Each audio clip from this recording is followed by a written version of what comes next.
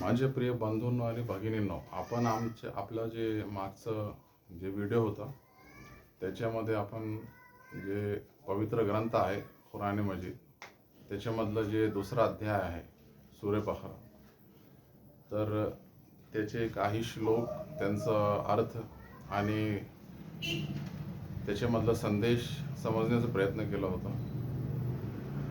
आणि प्रत्येक व्हिडिओमध्ये आपण काही श्लोक असेच घेत आहोत.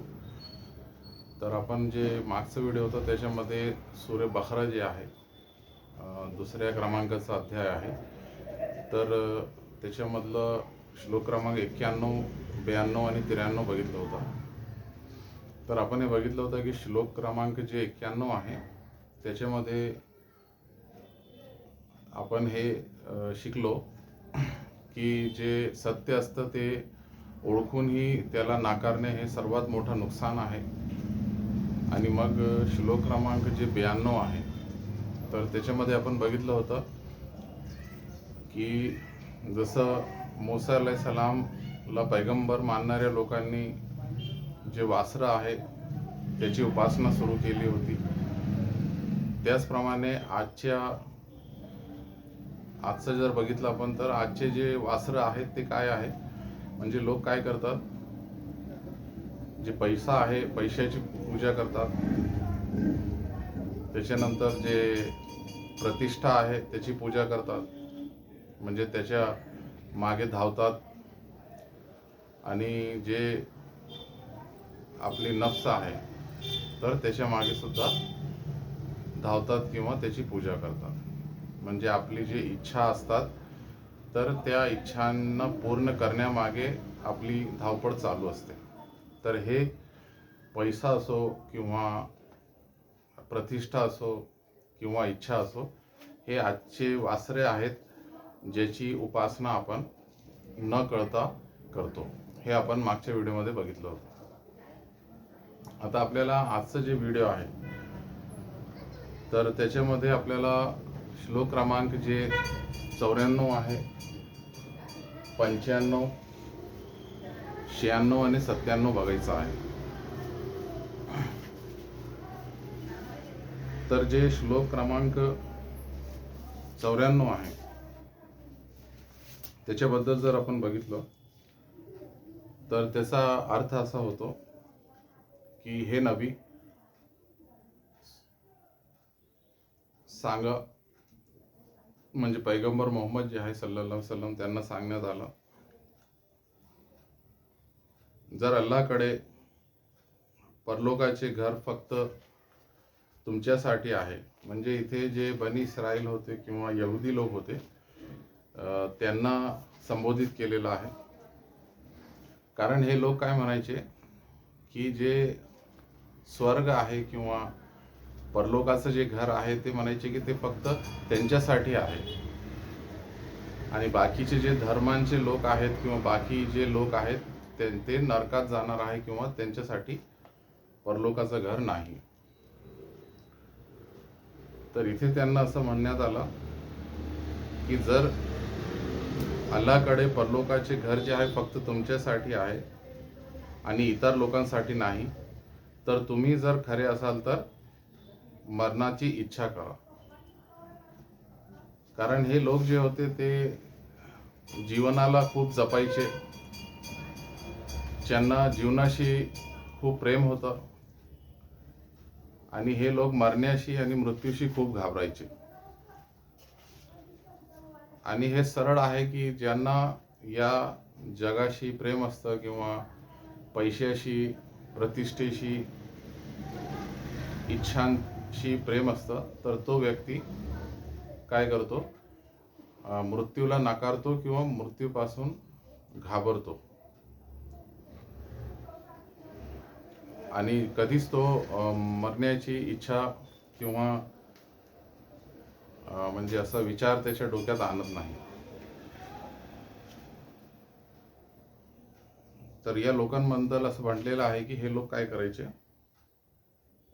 दुनियेशी खूप प्रेम करायचे. आता स्पष्टीकरण जे आहे या श्लोक क्रमांक 94चं, जे यहुदी लोक असा दावा करत होते की आम्ही अल्लाहचे खास व प्रिय लोक आहोत. परलोकातील यश फक्त आमच्यासाठी आहे. तर अल्लाह ताला या दाव्याला आव्हान देत आहेत. जर तुम्ही खरे असाल तर मृत्यूची भीती का वाटते तुम्हाला? कारण हे लोक काय करायचे, खूप त्यांना मृत्यूची भीती वाटायची किंवा ते खूप घाबरायचे. आता या श्लोकाशी निगडीत जे प्रेषित मोहम्मद जे आहे सल्लल्लाहु अलैहि वसल्लम त्यांची हदीस आहे की पैगंबर म्हणाले, खरा बुद्धिमान तो आहे जो स्वतःला आवरतो आणि मृत्यूनंतरच्या जीवनासाठी तयारी करतो. ही हदीस तिरमिजी जे आहे त्याच्यामध्ये नकल केलेली आहे. त्याचा हे आशय आहे. आता या श्लोकाशी निगडीत जे सहाव्यांचा प्रसंग आहे जीवनातला, तर हजरत उमर रझियल्लाहु ताला अन्हु म्हणतात, जर हिशेब नसतं, म्हणजे मृत्यूनंतर जे काय विचारपूस होणार आहे आपल्या चांगल्या कर्माबद्दल आणि आपल्या पाप जे आहेत त्याच्याबद्दल, ते जर नसतं तर मला मृत्यू प्रिय वाटलं असतं. त्यांचा आत्मविश्वास त्यांच्या अमलामुळे होता. आता जर आपण या श्लोकाला आजच्या जगाशी जर संबंध बघायचं असलं तर आजही फक्त तोंडी धर्म आहे, पण मृत्यू जे आहे किंवा कबर आहे, हिशेब आहे, यांची भीती मनुष्याला वाटते. ही आयत स्वतःकडे पाहायला शिकवते. म्हणजे आपण काय करायला पाहिजे की आपल्या स्वतःच्या आतमध्ये बघायला पाहिजे की आपलं जीवन कसं आपण व्यतीत करत आहोत आणि काय काय आपण चांगले काम करतो की नाही आणि कोणते आपण पाप करतो किंवा वाईट काम करतो.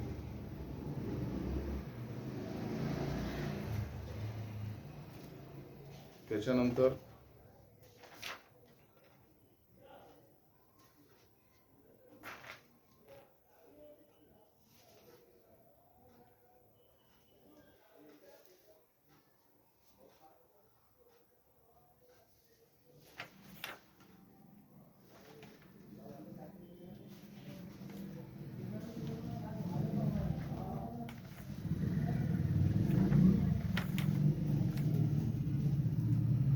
आता जर आपण बघितलं की जे श्लोक क्रमांक 95 आहे त्याच्याबद्दल आपल्याला बघायचं आहे.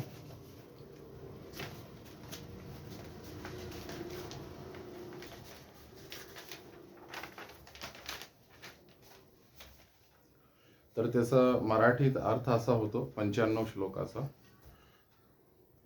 ते आपल्या कर्मामुळे कधीही मृत्यूची इच्छा करणार नाहीत आणि अल्लाह जे जुलूम करणाऱ्यांना चांगले जाणतो. याचं स्पष्टीकरण, त्यांची कर्मे जी होती ती अल्लाहची अवाज्ञा, सत्य लपविणे आणि दुनियेशी अति प्रेम करणे, म्हणूनच मृत्यूची भीती वाटत होती आणि ते घाबरत होते. आता या श्लोकाशी निगडीत जे हदीस आहे, प्रेषित मोहम्मद सल्लल्लाहु अलैहि वसल्लम म्हणाले, ही दुनिया मोमीनसाठी कैदखाना आहे आणि काफिरसाठी स्वर्ग म्हणजे जन्नत आहे. ही हदीस मुस्लिम शरीफने मध्ये याचा उल्लेख केलेला आहे.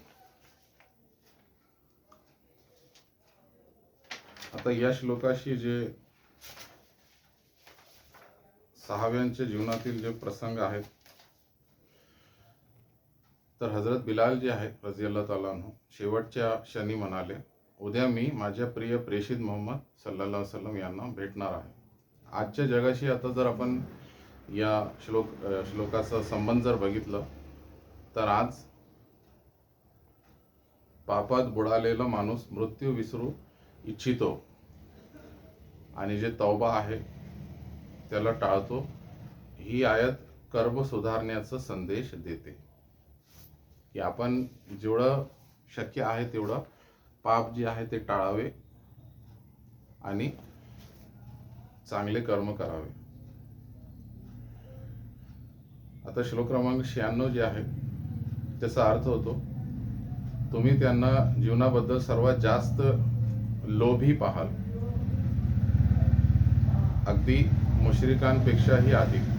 त्यांच्यातील प्रत्येक जण 1000 वर्ष जाण्याची इच्छा किंवा जगण्याची इच्छा करतो, पण इतके जगणेही त्याला शिक्षेपासून वाचू शकत नाही आणि अल्लाह त्यांच्या कर्मावर नजर ठेवून आहे. आता याचं स्पष्टीकरण असं आहे की ही फक्त यहुद्यांची नाही तर प्रत्येक जगप्रेमी किंवा दुनियाप्रेमी जे माणसाची अवस्था आहे. आणि या श्लोकाशी निगडीत जे हदीस आहे, प्रेषित मोहम्मद म्हणाले, आदमाचा मुलगा म्हातारा होतो पण 2 गोष्टी त्याच्यामध्ये नेहमी तरुण राहतात, वाढत राहतात. पहिला आहे मालाची हाव आणि दुसरा आहे लांब आयुष्याची इच्छा. ही हदीस बुखारीमध्ये उल्लेख केलेली आहे, बुखारी शरीफमध्ये. आता या श्लोकाशी 6व्यांचा प्रसंग, हजरत अली रझियल्लाहु ताला अन्हु म्हणाले, दुनिया निघून जात आहे, परलोक येत आहे. परलोकाचे बना आणि दुनियेचे बनू नका. त्याच्यानंतर आता आजच्या जगाशी जर आपण या श्लोकाचा संबंध बघितलं तर आज आरोग्य, विमा, दीर्घ आयुष्याची चिंता आपल्याला आहे, पण जे नमाज, कुराण, आखिरत कमी आठवण आहे आपल्याला. आणि ही आयत जी आहे, हा श्लोक जे आहे ते जीवनाचा खरा उद्देश सांगतो की आपल्याला इथे पाठवण्यामागे अल्लाहचा उद्देश काय आहे आणि ते आपण समजून घ्यावं, लक्षात घ्यावं आणि त्याप्रमाणे जीवन व्यतीत करावं.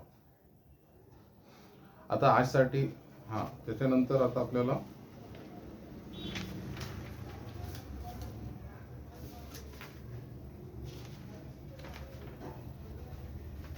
श्लोक क्रमांक जे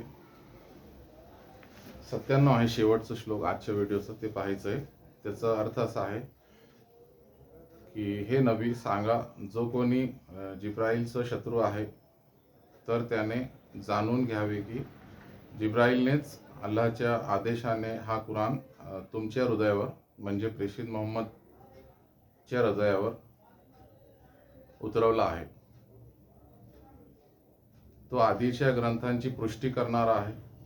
म्हणजे आधी जे ग्रंथ आले, इंजिल आहे, तौरात आहे, जबूर आहे, आणि ईमान ठेवणाऱ्यांसाठी मार्गदर्शन आहे हा जे पवित्र ग्रंथ कुराण मजीद आहे, आणि आनंदाची बातमी पण आहे.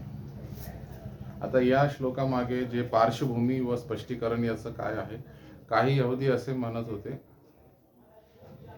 आम्ही मिकाईलला मानतो पण जिब्राईल जे आहे आमचा शत्रू आहे, कारण तो युद्ध व कठोर आदेश घेऊन येतो. कारण हे लोक काय करायचे की जे जिब्राईल जे काही संदेश किंवा वही घेऊन यायचे पैगंबर मोहम्मद कडे, तर ते त्यांना शत्रू मानायचे.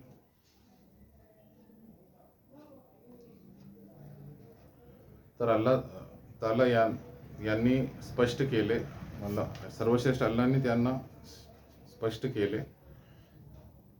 की जे जिब्राईल आहे अलैहिस्सलाम अल्लाहचे फरिश्ते आहेत.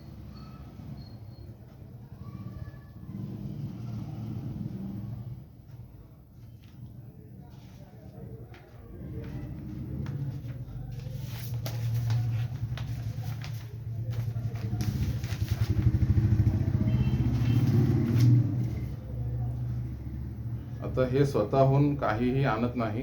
कुराण जे आहे अल्लाहच्या आदेशाने जे प्रेषित मोहम्मद यांच्या हृदयावर उतरला आहे, म्हणून जिब्राईल अलैहिस्सलामशी शत्रुत्व करणे म्हणजे प्रत्यक्षात अल्लाहच्या आदेशाची शत्रुत्व करणे होय.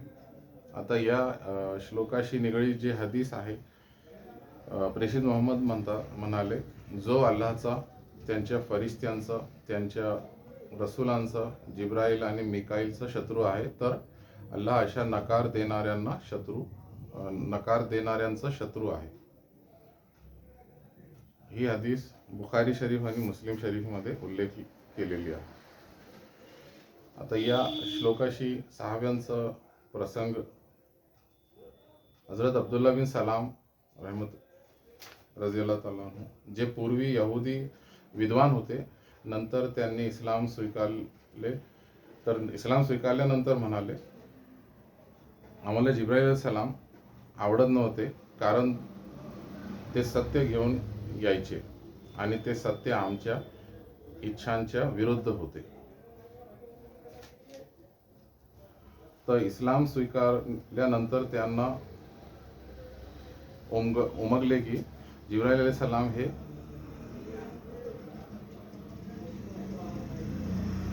वही जे येते उतरते त्याचे अमानतदार आहेत आणि कुराण जे आहे पूर्णपणे हिदायत आणि रहमत आहे. आता या आयतीचे महत्त्वाचे मुद्दे, कुराण जे आहे प्रेषित मोहम्मद यांच्या हृदयावर उतरवला गेला. कुराण आधीच्या आकाशीय ग्रंथांची पुष्टी करतो,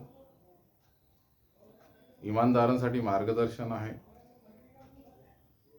आणि आनंदाची बातमी देतो. कुराण फक्त वाचण्याची पुस्तक नाही, तर जगण्याची मार्गदर्शक व्यवस्था आहे.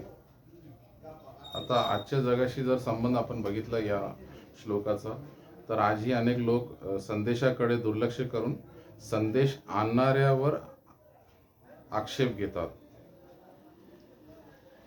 तर कुराणचे आदेश कठोर आहेत असे म्हणतात, इच्छाविरुद्ध असलेले सत्य नाकारतात. हा श्लोक आपल्याला शिकवतो,